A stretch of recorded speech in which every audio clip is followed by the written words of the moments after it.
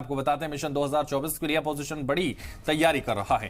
जरा के मुताबिक एनसीपी सदर Sharad Pawar common minimum programme के चेयरमैन हो सकते हैं और 23 जून को पटना में हो रही अपोजिशन पार्टियों की बैठक में इस पर चर्चा हो सकती है। खबर है कि अपोजिशन पार्टियों की कोशिश है कि 2024 लोकसभा चुनाव में बीजेपी उम्मीदवार के खिलाफ अपोजिशन का एक ही उम्मीदवार हो। ऐसी 400 से ज्यादा सीटों की पहचान की कवायद हो रही है, लेकिन कांग्रेस इसमें बड़ा हिस्सा चाहती है। जरा के मुताबिक कांग्रेस 252 सीटों पर दावा कर सकती है। इस मैच को सुलझाने में अपोजिशन की बड़ी चुनौती है, इसलिए शरद पवार को कॉमन मिनिमम प्रोग्राम का चेयरमैन बनाया जा सकता है।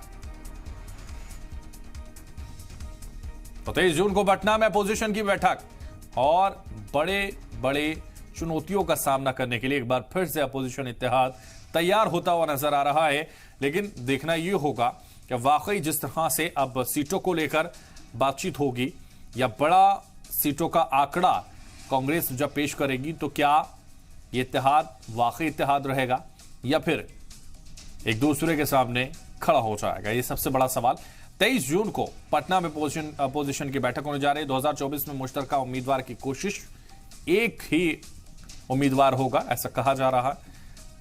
पवार हो सकते हैं सीएमपी कमेटी चेयरमैन।